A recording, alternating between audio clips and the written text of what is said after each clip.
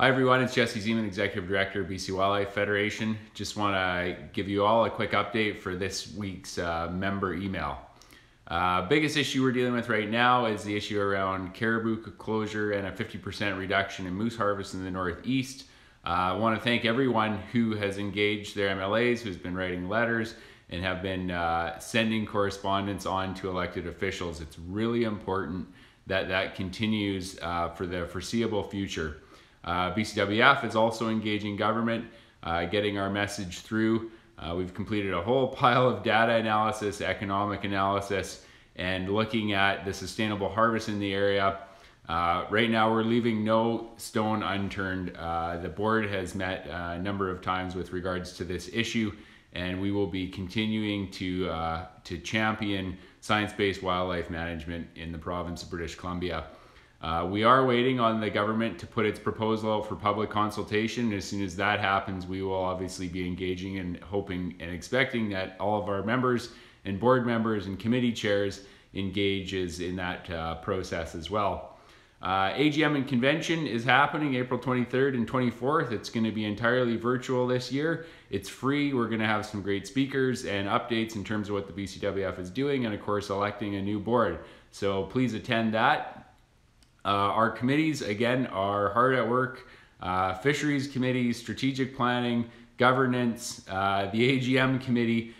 We meet every single night of the week right now, it seems, and sometimes twice a night. So everyone's busy. We're also holding monthly board meetings, monthly executive meetings.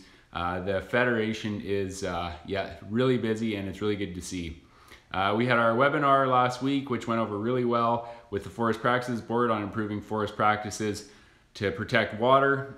This month, March 29th, we're going to have Chloe Wright, one of our SimDeer PhD candidates, who will be giving an updated talk called Understanding Mule Deer Migration in South Central BC. That's March 29th at 7 p.m. I just want to touch on the budget and ministry shuffle that's happening at the provincial level. A couple of great things. We've been pushing the province in a big way to start setting goals for prescribed fires and controlled burns.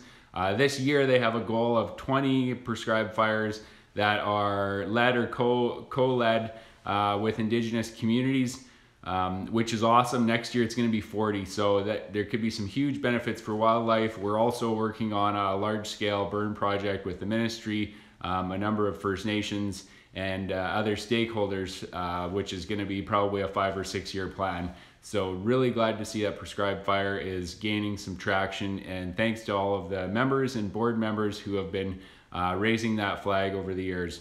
There's also $30 million for Healthy Watersheds initiative in the budget, which is great. That will help us do some more work with wetlands, hopefully, and some stuff around fish conservation, water flows, all those sorts of things. The province has come out with a watershed security plan and strategy that's been a long time in the making. BCWF has been pushing on that file for the last 5 years, so it's really nice to see that out. I believe the public consultation date, people need to have their feedback in by March 15th or March 18th. The BCWF is preparing a submission, and we will get that shipped off shortly. The new Ministry of Land, Water, and Resource Stewardship, we advocated to move decision-making into a land manager. We wanted line of sight between Victoria and the regions. This ministry is not what we expected. There are some positive signs, but this really looks more like the planning piece, and there's also some concerns because it looks like this ministry is taking ecosystems, habitat, species at risk staff, and it looks like a lot of the line staff for fish and wildlife management are actually going to stay in the Ministry of Forests. So not a perfect structure. It's a signal that government recognizes that the current or the old structure wasn't working, that FLNRO was too big and certainly was not delivering on fish and wildlife. But this one we're going to have to spend a lot of time advocating on behalf of fish, wildlife, and habitat to make sure that government really focuses in on making things better. The last one is the BC Outdoors Trade Show, which is in Chilliwack at the Heritage Barn, April 8th, 9th, and 10th. We will be there with a booth. As a BCWF member, you will get a discount at the door. We hope to see you all there.